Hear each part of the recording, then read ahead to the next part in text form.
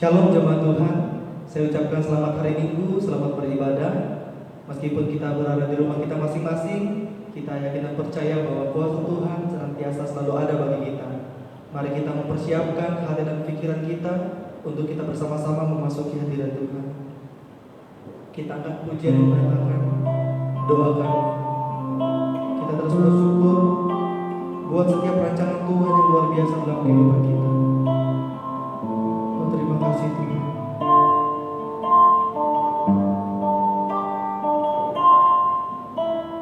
Syukur untuk setiap rencanamu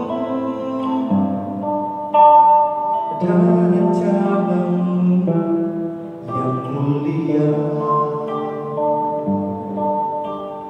dalam satu tubuh kami bersatu menjadi duta kerajaanmu. Ucapkan berkat atas Indonesia, biar kemuliaan akan nyata bagi bangsa ini.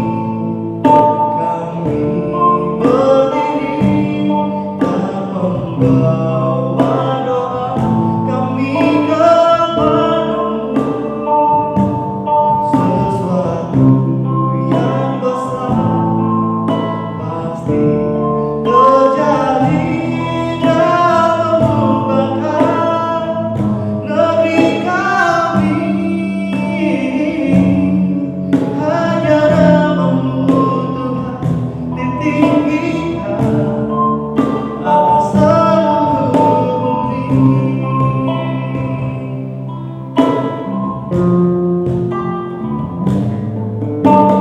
Kami rindu melihat Indonesia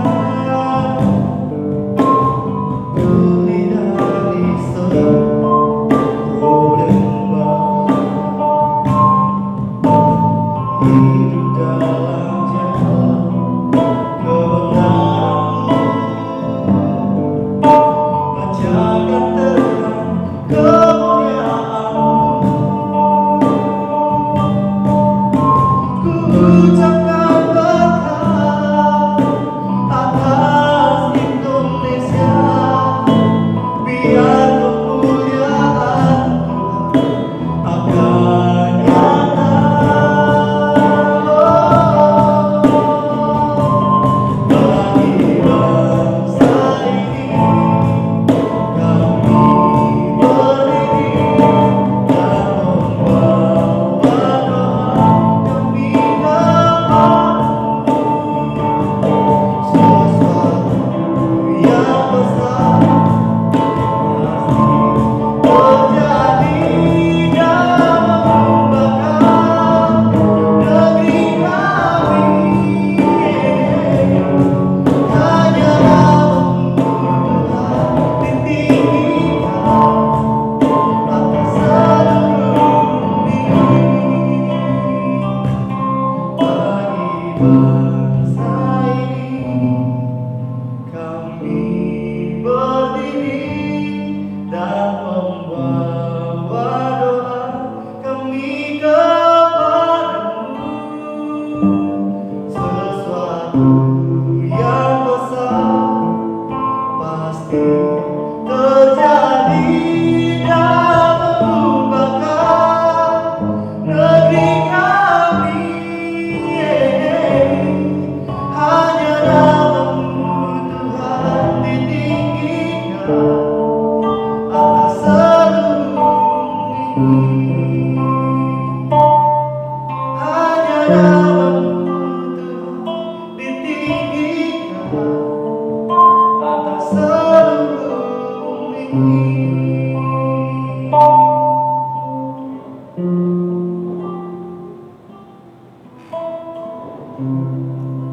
Baik, tiba saatnya kita akan mendengarkan kebenaran firman Tuhan yang akan disampaikan oleh Bapak Gembala kepada Bapak Pendeta Marga MABS. Dipersilakan. Shalom, selamat pagi jemaat Tuhan yang dikasih Tuhan dimanapun berada. Tuhan Yesus memberkati kita yang hari ini sedang mengikuti ibadah pagi. Tuhan Yesus menolong kita dan memberkati kita. Puji Tuhan, firman Tuhan pagi hari ini terambil dalam Injil Yohanes pasal 14 ayat 1 sampai ayat 3. Sebelum kita membaca dan merenungkannya, baiklah kita terlebih dahulu berdoa. Mari kita berdoa. Terima kasih Tuhan Yesus, karena oleh kasih karunia dan rahmat daripadamu lah kami diberikan kesempatan untuk mendengarkan suara-Mu lewat firman-Mu pada pagi hari ini. Tuhan Yesus yang maha baik, kasih setia-Mu dan rahmat-Mu yang tidak pernah berkesudahan selama ini menolong kami dalam kami merenungkan akan firman pada saat ini. Kiranya kami semua dikuatkan, dihiburkan, dan diberkati dengan firman-Mu yang kami baca dan kami merenungkan pada saat ini. Dalam nama Tuhan Yesus kami mengucap syukur dan berdoa. Amin. Injil Yohanes pasal 14 ayat 1 sampai pada ayat yang ketiga. Demikian bunyi firman Tuhan untuk kita. Janganlah gelisah hatimu, percayalah kepada Allah, percayalah juga kepadaku. Di rumah Bapakku banyak tempat tinggal. Jika tidak demikian, tentu aku mengatakannya kepadamu, sebab aku pergi ke situ untuk menyediakan tempat bagimu. Dan apabila aku telah pergi ke situ dan telah menyediakan tempat bagimu, aku akan datang kembali dan membawa kamu ke tempatku, supaya di tempat di mana aku berada, kamu pun berada. Demikian pembacaan firman Tuhan. Berbahagialah dan diberkatilah setiap orang yang mendengar dan melakukan firman ini dalam kehidupannya sehari-hari. Puji Tuhan. Tema firman Tuhan pada saat pagi hari ini adalah janganlah gelisah hatimu. Janganlah gelisah hatimu. Jemaat Tuhan yang dikasihi oleh Tuhan kita Yesus Kristus, selama 2 bulan terakhir ini kita semua bahkan seluruh dunia berada dalam tanda kutip tekanan, intimidasi dari coronavirus atau yang kita kenal sekarang adalah COVID-19. Bahkan virus ini sedang merajalela, menyebar kemana-mana. Kemana dia suka, dia menyebar ke sana, mencari mangsa yang dapat ditelannya. Dan ini membuat semua orang tanpa terkecuali menjadi resah. Kalau kita keluar rumah saja kita was-was, kita tentu merasa takut dan sebagainya. Jangan-jangan dan sebagainya. Apalagi sesungguhnya kita tidak memakai hal-hal yang bisa melindungi diri kita, seperti kita harus pakai masker dan sebagainya. Virus ini sedang merajalela, sedang mencari bangsa, yaitu sedang mencari mereka-mereka yang tidak mengikuti protokol kesehatan yang dianjurkan oleh pemerintah. Dan ini sangat merisaukan kehidupan kita manusia untuk masa sekarang ini. Atas kondisi tersebut, tidak sedikit orang menjadi resah, menjadi gelisah, menjadi takut, menjadi khawatir, menjadi cemas dan sebagainya berkait tentang masa depan. Apalagi yang di PHK dari pekerjaannya. Apalagi sekarang upaya apapun untuk mencari pekerjaan sulit sekali untuk mendapatkan pekerjaan. Belum lagi kalau kita sedang bergumul sekarang ini, bayar uang kontrak rumah, bayar sewa rumah atau bayar kos-kosan, bayar air, bayar listrik, belum lagi memikirkan tentang uang sekolah anak-anak. Bahkan sampai kapan akan kondisi ini akan terus begini? Dan situasi semacam ini membuat hati kita manusia menjadi resah, gelisah, dan masa depan tidak menentu dengan kondisi semacam ini. Dengan harapan tentunya kalaupun lewat dari kondisi ini, apakah masih bisa diterima nggak saya dari pekerjaan yang semula dan sebagainya. Sekali lagi, kondisi-kondisi inilah yang memungkinkan setiap manusia menjadi resah, gelisah, dan takut dan sebagainya. Jemaat Tuhan yang dikasih Tuhan, kondisi kegelisahan, takut dan cemas ini pun pernah dialami oleh murid-murid Tuhan Yesus. Ya, kegelisahan ini melanda murid-murid Tuhan Yesus ketika mereka mendengarkan apa yang disampaikan oleh Tuhan Yesus dalam pasal 13 dari Injil Yohanes, bahwa mereka akan mengalami penderitaan, mereka akan ditinggalkan oleh Tuhan Yesus dan Yesus akan terangkat ke surga, seperti yang dikatakan dalam pasal 14 dalam nats yang kita baca. Dan mereka merasakan kegelisahan itu. Yesus tahu akan hati mereka sedang dalam kegelisahan.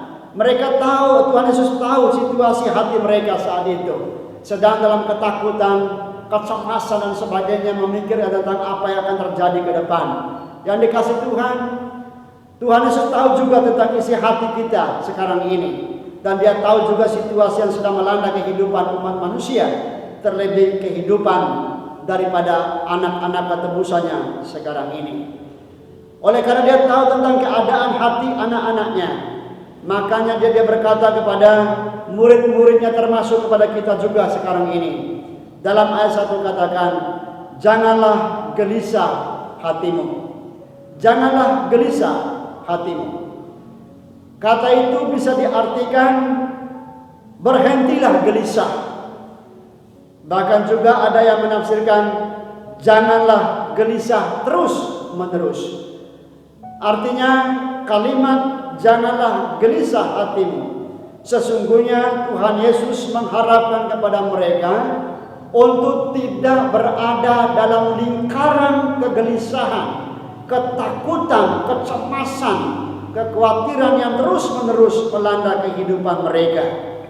Karena kegelisahan, ketakutan, dan kekhawatiran itu sesungguhnya mengalihkan fokus utama mereka untuk memuliakan Tuhan atau menyenangkan Tuhan dalam kehidupan mereka. Oleh karena itu, Tuhan Yesus memberikan solusi dari suasana hati yang sedang dilanda dengan ketakutan, dilanda dengan kegelisahan. Hari ini juga Tuhan Yesus ingin supaya kita keluar dari kondisi itu. Itu sebabnya ingin memberikan solusi kepada kita supaya kita jangan terus berada dalam lingkaran kegelisahan, kecemasan, ketakutan, dan kekhawatiran. Saya percaya banyak hal yang memungkinkan kita menjadi takut, banyak hal yang memungkinkan kita menjadi cemas, jadi khawatir dan sebagainya. Tetapi pada hari ini kita akan mendengarkan apa yang Yesus ingin sampaikan kepada kita agar kita keluar daripada kondisi itu. Yang pertama, ayat 1 dikatakan, percayalah kepada Allah, percayalah juga kepadaku. Hal yang pertama agar kita keluar dari kondisi itu adalah percayalah kepada Allah. Ayat yang kita baca ini yang dikasih Tuhan, 2 kali disebutkan kata percaya. Percaya.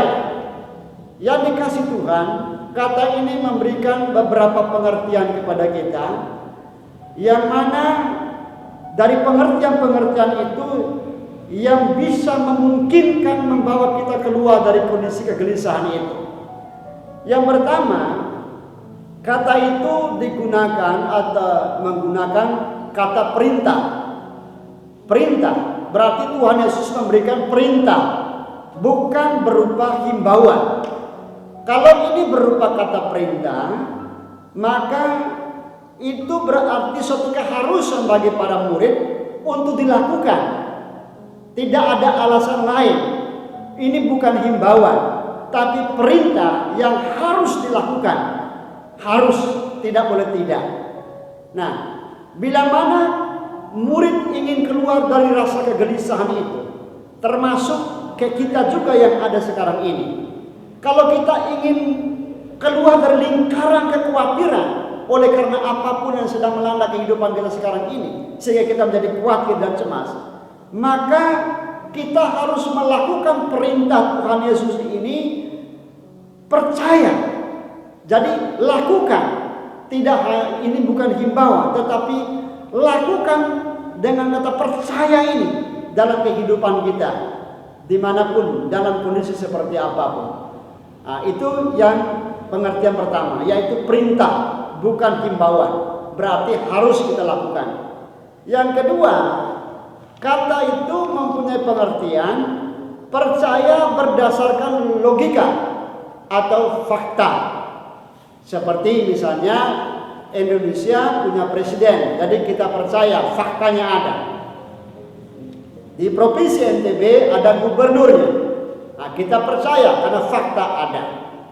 Tetapi percaya model ini adalah percaya yang tidak mampu membawa kita keluar dari kegelisahan itu.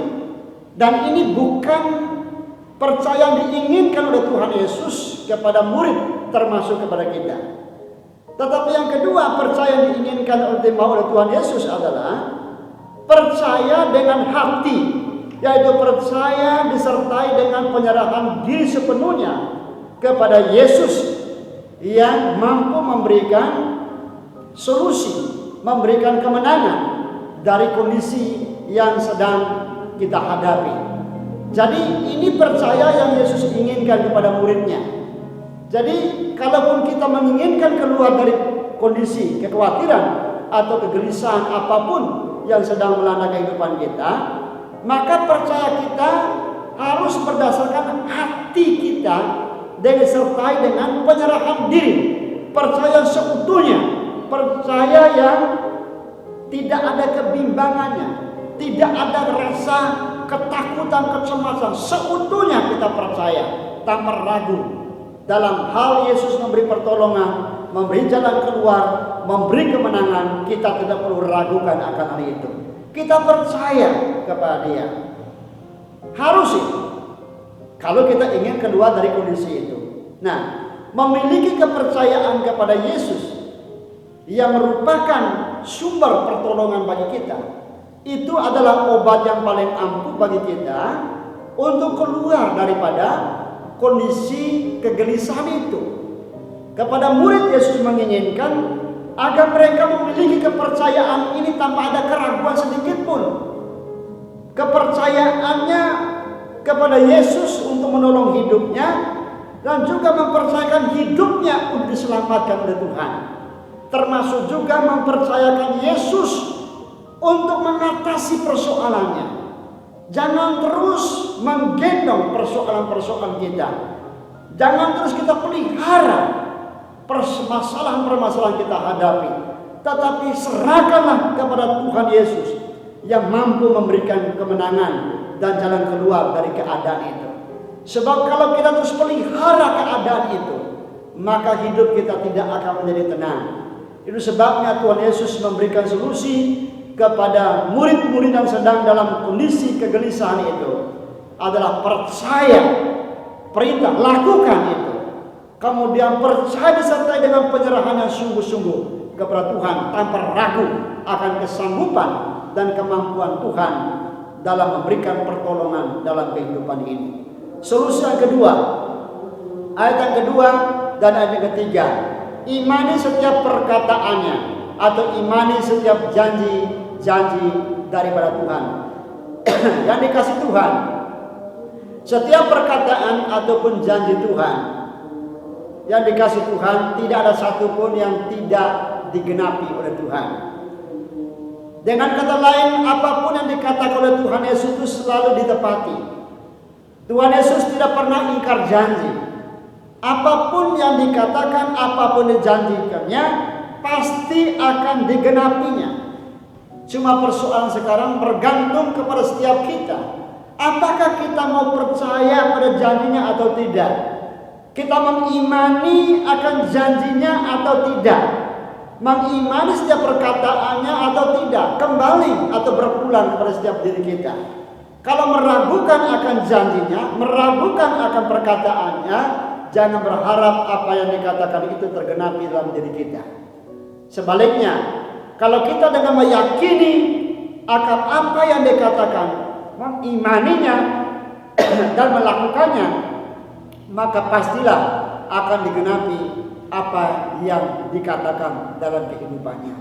Solusi yang kedua yang diberikan oleh Tuhan kepada kita yang sedang dalam kegelisahan, kekhawatiran, termasuk dalam kondisi virus corona sekarang ini yang dikasih Tuhan adalah imani setiap perkataan atau janji-janji dari Tuhan. Imani bahwa janji Tuhan untuk masa depan kita itu terjamin. Dalam kedua ayat ini yang dikasih Tuhan, sesungguhnya memberikan dorongan kepada kita agar kita, pandangan kita, fokus perhatian kita tertuju ke depan. Lihat masa depan. Masa depan yang cerah, masa depan yang baik itu sesungguhnya disiapkan oleh Tuhan. Masalah memang selalu ada dalam kehidupan kita ini selama dalam dunia ini. Tetapi kalau kita fokus dengan masalah yang ada sekarang ini, maka itu tidak membuat kita bisa maju dalam segala apapun yang kita kerjakan. Karena kita fokus kepada persoalan itu. Dua ayat ini sesungguhnya Yesus ingin menekan kepada mereka, janganlah terlalu memfokuskan kehidupan dan keberadaanmu dalam persoalan-persoalan yang sedang melanda kehidupan ini, sehingga engkau menjadi gelisah, seolah-olah engkau tidak punya masa depan, seolah-olah engkau tidak punya masa depan yang baik, masa depan yang cerah. Sesungguhnya Yesus mau supaya mereka menatap masa depan yang cerah itu. Dua ayat ini menekankan kepada kita bahwa sesungguhnya masa depan itu Tuhan Yesus menciptakannya terbaik dalam hidup ini. Dalam kaitan dengan masa depan, Tuhan Yesus katakan bahwa Tuhan menyediakan tempat bagi kita, menyediakan tempat tinggal. Yang ada sekarang ini adalah sifatnya sementara, tidak abadi. Tetapi nanti yang dikasih Tuhan setelah meninggalkan dunia ini, kita akan berada di tempat di mana Yesus berada. Dan dia dikatakan menyediakan tempat untuk kita. Itu berarti bahwa masa depan kita terjamin oleh Tuhan Allah. Sekalipun sekarang kita harus mencucurkan air mata, harus mengalami kondisi kesedihan, tetapi jangan kita sampai terlena dengan keadaan itu. Ingat, masih ada Yesus.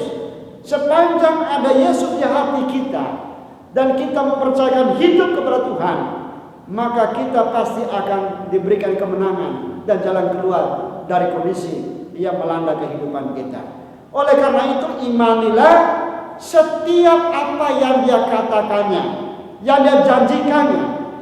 Kalau dia berjanji tentang masa depan kita, dia siapkan, maka janganlah ragu.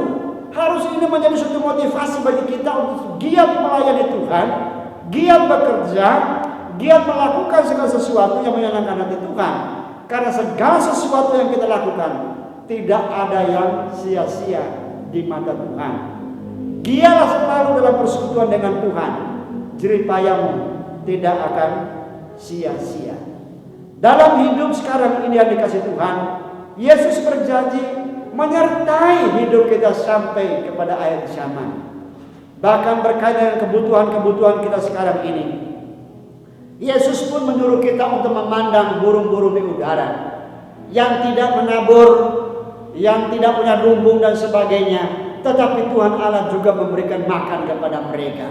Apalagi kita ini adalah biji matanya, umatnya, milik dan kepunyaannya. Tidakkah dia akan pedulikan tentang keadaan kita? Pastilah dia akan memperdulikan keadaan kita. Cuma persoalan sekali lagi, apakah kita mengimani apa yang dia katakan dalam hidup kita ini? Melalui firman Tuhan yang kita baca, melalui renungan-renungan yang kita dengar, khotbah-khotbah yang kita dengar, apa kita percaya, mengimani nggak janji-janji Tuhan itu? Untuk kehidupan masa sekarang ini sesungguhnya Tuhan menyediakan dan Tuhan memberikan yang terbaik sesuai dengan kasih sayangnya kepada kita. Bahkan Yeremia pasal 29 ayat 1, masa depan yang cerah ada di tangannya, dan rancangan Tuhan, rancangan yang penuh damai sejahtera untuk kita. Oleh karena itu kita harus imani setiap perkataannya. Yang kedua, imani janji-janjinya bahwa ia akan datang kembali. Bahkan dalam ayat 16 pasal yang kita baca yang dikasih Tuhan, Dia berjanji akan memberikan Roh Kudus-Nya untuk menyertai kehidupan kita. Oleh karena itu kita harus pegang itu. Dia pegang bahwa Dia akan datang kembali untuk apa? Untuk menjemput kita orang-orang yang percaya kepadanya. Dan berbahagialah kalau kita didapati kita setia kepadanya ketika Ia datang kali yang kedua. Sungguh bahagia, sungguh menyenangkan kalau kita mendengarkan suaranya yang sangat lembut dan manis itu berkata kepada kita, "Hai sahabatku setia, marilah masuklah dalam kebahagiaanku." Kita harus mengimani setiap perkataannya. Janji-janjinya ya dan amin adanya. Pasti Dia akan menggenapinya. Dia tidak akan pernah ingkar janji. Dalam ayat 2 dan 3, apa yang mau ditekankan di sini kasih Tuhan? Dengan kondisi yang sedang melanda kehidupan kita sekarang ini, Dia menginginkan supaya kita mengarahkan pandangan kita kepada Dia. Jangan kita terlena oleh karena keadaan-keadaan yang melanda kehidupan kita sekarang. Hanya fokus kita yang harus menyenangkan Tuhan, memuliakan Tuhan. Ya, sekalipun di rumah, mungkin iblis berkata dan gembira, senang karena kita tidak ke gereja. Tetapi kita harus meyakini bahwa dimanapun orang percaya berada, sepanjang dia hidup dalam Tuhan, Yesus pun hadir di situ dan ada. Ya, iblis mungkin ketawa, Yesus kalah, anak-anaknya kalah karena tidak ibadah di gereja. Tidak. Sesungguhnya yang dikasih Tuhan, saya mau tekankan kembali lagi, sepanjang kita hidup dalam Yesus dan firman-Nya di dalam kita, dan kita selalu menyenangkan akan Tuhan, Tuhan pasti ada dan menolong kita, memberkati kita, dan memberikan kemenangan kepada kita. Oleh karena itu kita imani setiap janjinya, imani setiap perkataannya, apapun dan seperti apapun keadaan kita sekarang ini. Jangan cemas, jangan gelisah. Kalau kita pelihara kegelisahan ini yang dikasih Tuhan sebagai penutup daripada firman Tuhan ini, jangan kita pelihara rasa gelisah, rasa khawatir, rasa cemas, rasa takut itu jangan dipelihara. Firman Tuhan katakan, serahkanlah kekhawatiranmu kepada Tuhan Yesus. Tuhan pasti akan memberikan kemenangan kepada kita. Sebab kalau kita pelihara, maka itu akan melemahkan imunitas kita, akan melemahkan daya tahan tubuh kita, dan akan membuat kita drop fisik kita. Jangan terus kita pelihara keadaan, kekhawatiran, kecemasan kita. Karena dengan kekhawatiran kita tidak bisa menyelesaikan persoalan-persoalan yang kita hadapi. Karena itu yang dikasih Tuhan, berhentilah gelisah. Jangan terus-menerus gelisah, khawatir dan resah dalam hidup ini. Tapi serahkan kepada Tuhan Yesus. Tuhan pasti akan menolong kita dan memberkati kita. Janganlah terus-menerus gelisah. Satu pujian mengakhiri firman Tuhan pada hari ini. Saya percaya Bapak Ibu dimanapun jemaat Tuhan berada, pernah menyanyikan atau setidaknya mendengarkan lagu-lagu dengan judul Janji yang Manis. Lagu ini tentu harus menjadi pegangan kita dalam situasi seperti apapun, karena Yesus selalu ada, selalu memberikan jalan keluar dan memberkati kita. Puji Tuhan, kiranya kita semua diberkati dengan puji-pujian ini dan diberkati oleh Tuhan melalui firman Tuhan yang kita dengar pada hari ini. Puji Tuhan, Tuhan memberkati. Mari kita berdoa. Terima kasih Tuhan, kami sudah mendengarkan firman-Mu pada hari ini. Tuhan Yesus, tolong kami supaya kami mampu menerapkan firman-Mu yang sudah kami dengar. Roh Kudus memampukan kami untuk menerapkannya. Terlebih kami mampu melakukan perintah-Mu untuk percaya kepadamu, supaya kami tidak hidup dalam lingkaran kegelisahan, kekhawatiran, ketakutan, dan kecemasan itu. Di dalam Yesus tidak ada kekhawatiran, di dalam Yesus tidak ada ketakutan, di dalam Yesus tidak ada kegelisahan. Karena itu tolong kami supaya kami tetap percaya kepadamu dan berharap serta bersandar kepadamu dalam kehidupan ini. Dalam nama Tuhan Yesus kami ucap syukur dan berdoa. Amin. Baik jemaat Tuhan, kita telah diberkati dengan kebenaran firman Tuhan. Tiba saatnya untuk meresponi firman ini. Kita angkat pujian yang mengatakan janji yang manis, sekaligus kita menjalankan kantong persembahan.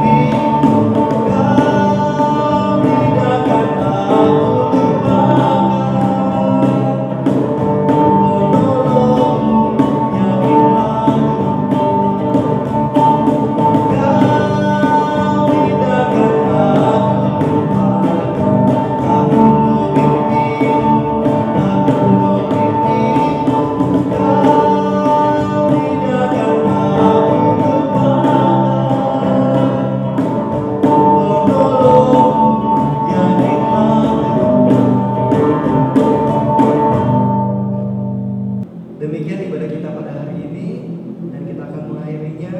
Dan untuk doa penutup sekaligus doa berkat akan dipimpin oleh Bapak Gembala. Jemaat Tuhan yang dikasih Tuhan, sebelum kita mengakhiri akan ibadah kita pagi ini, mari kita berdoa mohon berkat dari Tuhan. Bapa di surga, kami berterima kasih bahwa Engkau sudah menolong kami dalam ibadah hari ini. Dimanapun jemaat-Mu berada, mendengarkan firman Tuhan hari ini, dengan segala kondisi mereka mengadakan ibadah.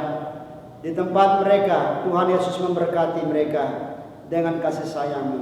Segala keadaan mereka, pergumulan dan persoalan yang sedang mereka hadapi sekarang ini, karya Tuhan memberikan jalan keluar, memberi kemenangan. Terlebih dalam kondisi sekarang ini, Engkau memberikan penghiburan dan kekuatan iman dari Tuhan, dan Tuhan mencukupkan segala kebutuhan jemaat-Mu. Apabila mereka semua dalam kondisi mungkin sakit, apabila mereka lemah, mohon Tuhan sembuhkan, mohon Tuhan beri kekuatan kepada mereka, dan tolong mereka supaya tetap memiliki semangat juang, memiliki keyakinan kokoh dalam Tuhan, dan tetap bersandar dan berharap kepada Tuhan. Puji Tuhan, berkati jugalah akan persembahan-persembahan yang sudah diberi oleh jemaat-Mu maupun yang akan memberi sebentar lagi. Diberkati oleh Tuhan setiap pemberian-pemberian kami, baik itu persembahan-persembahan persepuluhan, persembahan-persembahan diakonia, PI, misi, persembahan kedukaan, persembahan pembangunan, persembahan-persembahan sukarela, dan persembahan-persembahan lain yang diberikan. Diberkati oleh Tuhan. Rumah tangga, pekerjaan, usaha diberkati oleh Tuhan dengan kelimpahan berkat dari Tuhan. Terima kasih Tuhan. Terima kasih. Jemaat Tuhan yang dikasih Tuhan, sekarang arahkanlah hati dan pikiranmu kepada Tuhan. Terimalah berkat daripada Tuhan. Damai sejahtera daripada Allah Bapa di surga, cinta kasih dalam Tuhan kita Yesus Kristus Juru Selamat kita, serta pimpinan dan penyertaan daripada Roh Kudus akan terus memimpin dan menyertai kita, memberi kekuatan, memberikan semangat, memberikan gairah kepada kita untuk bersekutu, untuk kita membaca, merenungkan firman Tuhan dan berdoa, dan memberi penghiburan kepada kita dalam situasi dan kondisi seperti apapun. Dia akan terus menyertai kehidupan kita sekalian, mulai sekarang ini sampai selama-lamanya. Dalam nama Tuhan Yesus kami berdoa. Amin.